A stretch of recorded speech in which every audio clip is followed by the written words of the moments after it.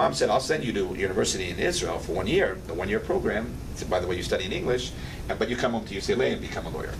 So I signed a contract physically in my kitchen that I will go to Israel, but I will not join the IDF. So I went to Israel, I studied a year, I saw the soldiers walking around with a galil, and I said, I gotta do this, I gotta do this. There's no way I'm not going back home.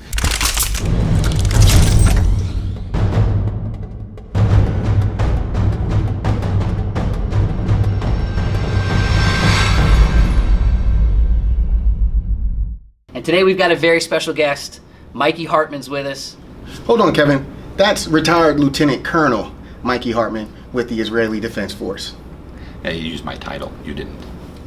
During a recent trip to the United States from Israel, Mikey Hartman sat down with us and shared some of the inspirational stories from his 22-year career. We appreciate you spending the time and sharing your stories with us. It's my honor. Seriously. Love you guys.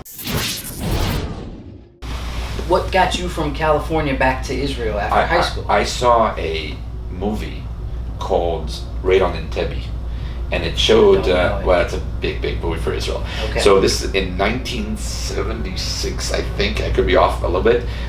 Entebbe guys hijacked a plane full of Israelis, and they took them to Entebbe, Africa, and they kept them there in the airport. And we sent our Delta Force to Entebbe they colored themselves black, and they rolled the Mercedes like it's like the president, and they came into the terminal and they rescued the hostages. Okay. It's a big deal, called Raid on. They got him out. They got him out. It was like the hero story of it made some of Israel's, understood, the way people look at Israel.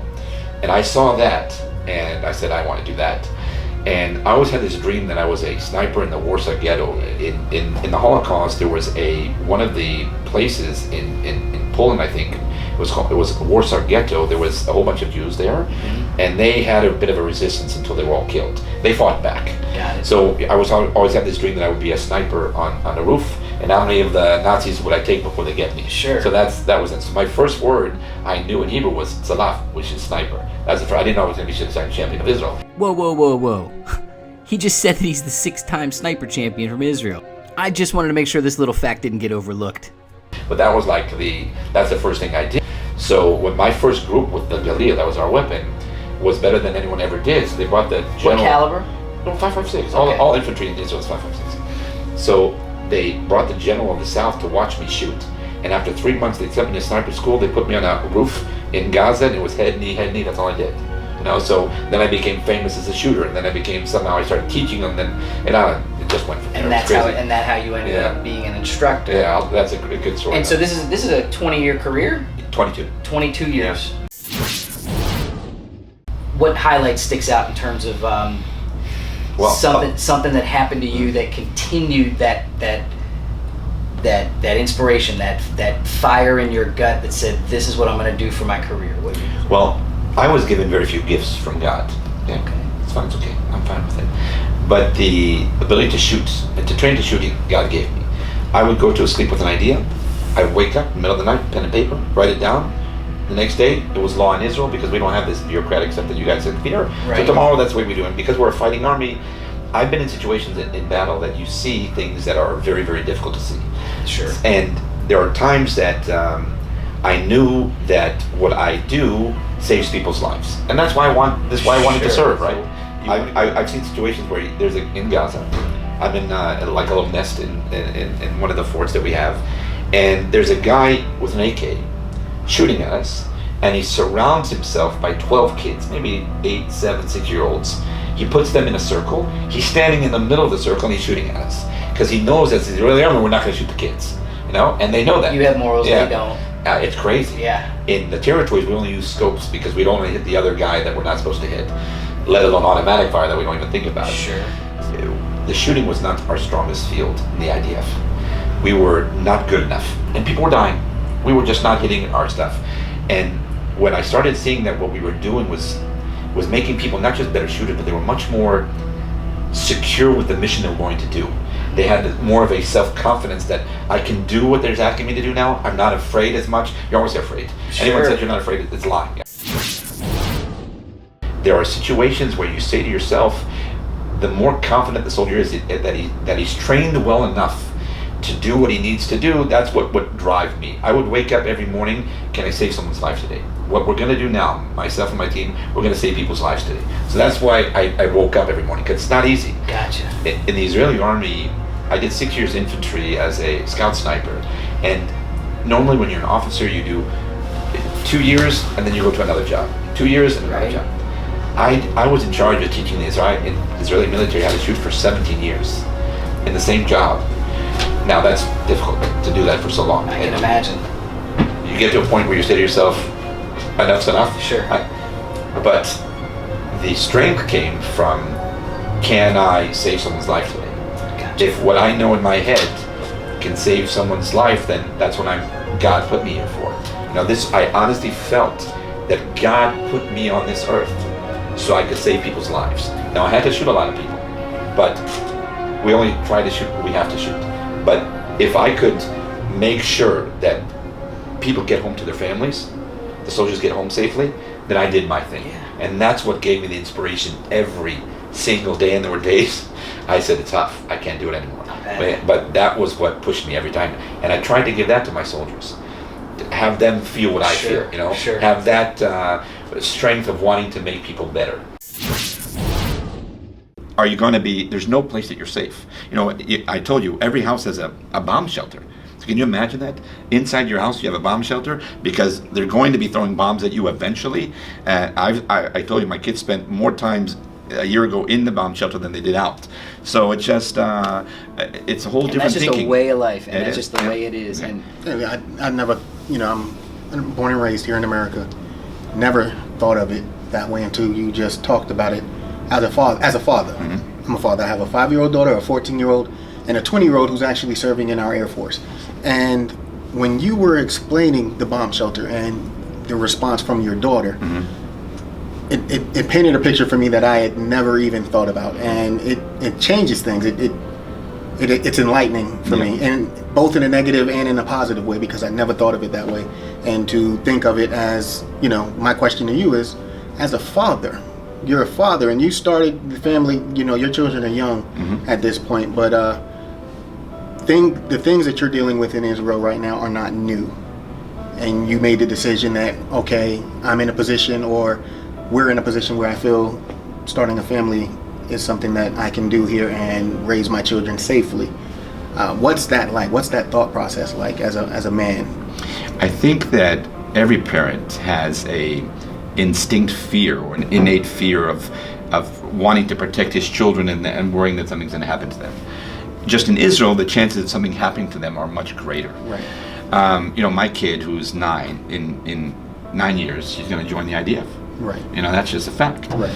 And I want her to join the IDF. I want her to go fight for her country. I'm not, I can't say I'm not scared. I'm going to be scared. But I want her to do that because we need to do that.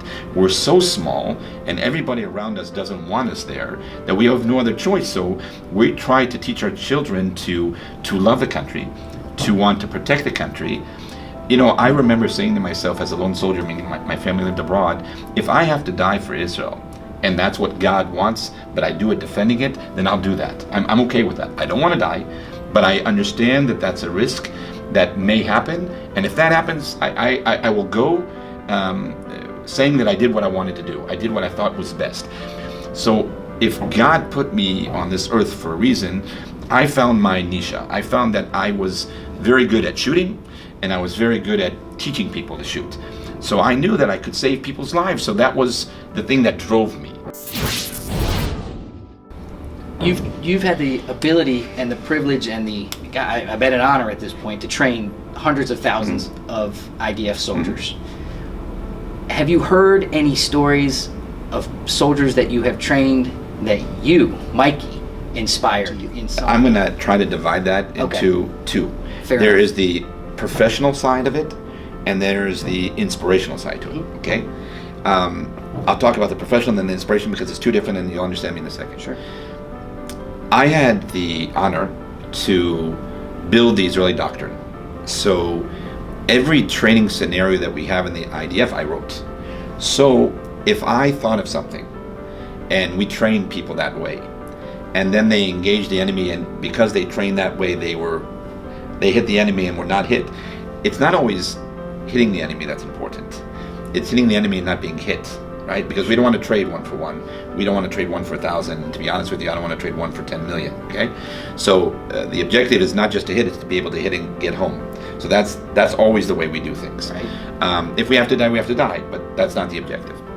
So when I built the sharpshooter, the idea, and then we started building that, there were stories after stories after stories that we did the exact same thing that was built in the training. And because of this scope that I designed, that Trigicon, the scope, the AK, the ACOG 4x32, we have a special reticle too in Israel that both I designed. So those reticles were able to help in certain ways, and the whole scope, the whole idea worked. So there were situations where the sharpshooter was able to hit people that we could not have done before he had that job, and we saved lives, thousands and thousands of lives. Sure. So, but there are situations that you teach someone something, and then 2 weeks later, he had a battle. He comes to, exactly what you said was going to happen. I did exactly what you told me to do, and we did that. But that happens all the time, because I was the guy that wrote the doctrines. Every time they shot, it had something to do with what I taught. But to be honest with you, that's important to me, and that bringing the guys home was everything. On the inspirational side, being a fighter in the Israeli army at the age of 18, no college, you don't go to school, you get out of high school, you don't go have fun, you just put on a uniform and you go defend your country. It's a very difficult process to go from a civilian to a military guy overnight without wanting to do it. I didn't volunteer for this. And you hit walls, emotional walls that you say, I can't do this. I don't want to do this. It sounded good on paper. I don't want to do it anymore. Rewind. How do I get back? Now, there is about 5,000 soldiers in the IDF are considered lone soldiers. A lone soldier is someone who does not have a family in Israel. They came from abroad. They joined the Israeli army. Their parents live in Europe or in Canada or in America or in Brazil, wherever it may be. And now there's no structure to support them, okay? So there's no one saying to them when they come home for the weekend, good for you, I'm proud of you. Or how did your week go? Or tell me about some experiences you have. You have no one to share what you're going through. And in the Israeli army, it's not like you guys. You guys deploy for 6 months and then come home. Right. In Israel, you go home every weekend, right. Every 2 weekends. Oh. Because the country's so small, you leave your base and 20 minutes later you're in your house. Oh, yeah, okay? I thought about that. Then the maximum amount of time is 3 weeks you don't see home. Maximum. Okay? But so you have to understand that, right? So there are times that these lone soldiers have it much harder than the regular soldier, because they don't have someone who does their laundry. They don't have someone who's going to pay their rent. They don't have someone who deals with the, you have to then do laundry. Lone soldiers who came here to Israel to volunteer, but there's no one that's proud of them. There's no one that's saying, good for you. So not getting any affirmation day to day. So I took these guys. These was my guys, because I was a lone soldier. So I had a dad that lived in New York, I had a mom that lived in LA, and I did the army by myself, and parents disconnected because they wanted me to go to UCLA and be a lawyer, and I didn't go there, and I had to sign a contract that I wouldn't join the army, and I did anyway, and so they cut me off. So the lone soldiers, there is a day in boot camp called Parent Day. We have a parent day. So during boot camp, all the parents come one day, and the kids put on the paints and the smokes, and you have your slogans all over the place, and we have a little anthem of each unit, and it's playing in the speakers, and you run through smoke to your dad and mom that are waiting for you on the hill, and you hug them, and they bring you food, and you eat with them. Okay, every boot camp in the IDF is like this. One day, you're a lone soldier. You paint yourself, you run through the smoke, you run through daddy and mommy, but there is no daddy and mommy. So I remember my sergeant stopped me. He said, are your parents here? He says, I said, no, sir, they're not here. Put on a vest, put on a helmet, you're doing patrol. So myself and another lone soldier from France, we started doing patrols during Parent Day because we didn't have any parents. So not only did they screw us for not having parents, we had to do patrol duty. So I said, I'm going to change that in the IDF. I don't know how. Forget the Israeli shooting doctrine. How am I going to change this? And I became a commander in the infantry, NCO, a sergeant. And I said, we got to do something for the lone soldiers. On one day specifically, on Parent Day. Because on Parent Day, it's thrown in your face that you're alone. Because you see all your friends with their family, and this day you don't have nobody. Now, the rest of the days, everyone doesn't have anybody. But this day, it's like thrown in your face that you have no parents. So I started giving, what are those called? Talks, emotional talks to try... Motivational speeches. Motivational, sure. Thank you. To give a motivation talk to these guys to tell them it's going to be okay. We're proud of you. You guys are awesome. Keep going on. When you hit your wall, you'll get over it. How to get over that wall. I would give like a 45-minute psychological talk how to deal with walls, you know, these emotional walls when you feel like you want to break and you can't go on anymore. He's part Tony Robbins too. Right, right. I don't know who Tony Robbins is, but I'm sure he's, I hope he's better looking than I am. I'm sure he is. In any case, so we got to the point that I wanted to do something. And then as the years went on, I started developing this, and then we started not only dealing one infantry unit, but all 5 during Parent Day. We would take them out of the base. We found people that helped us financially. We take them bowling. We take them to the beach. We take them to go-karting. We make it a fun day. This, Right. Instead of them being with their parents. They don't have any parents. And then you ask a lone soldier now at the end of the 3 years, what was your best day in the IDF? He says, my Parent Day. Parent Yeah, because we had a fun day. And now, made that happen. yeah, Good so for you. that's awesome. Their sacrifice is a little bit at a different level than the Yeah. others because Yep. they're not protecting their loved ones. Yep. They're protecting the country Yep. in of By itself. choice. Right. Yep. They made that decision. And speaking of which, you mentioned your mom in California, your dad in New York. Yeah. That means you weren't born there. Yep. So I was actually born in Memphis, Tennessee. Memphis, Yeah. Tennessee. I was there until 7. They told me that my doctor was Elvis Presley's doctor, but I don't know if that's true or not. And in any case, I was there until I was little. They tell it to everybody. Yeah, I think they do. I'm sure they do, right? But I have like these dreams about it, so I don't know. So Right. Elvis is like God. So in any case, so I was born there for 7 years. Then we went to a sabbatical to Israel for a year. A lot of Jewish people do that. They take 1 year and they go to Israel just to be part of it. So we went there, and my dad was offered a very good job in LA. So instead of going back to Memphis, we went to LA. So I did elementary school and high school in LA. Was the president of my high school. It was a Jewish school, a private school. And I saw that movie and right on Tebby, and I said I want to be a soldier. And I had one question. Yeah, buddy. I was behind the camera while you guys were doing the talk earlier, and you mentioned having the combatant in the middle of the children who was surrounded by the children. yeah. What happened to that guy? Oh, he's not with us anymore.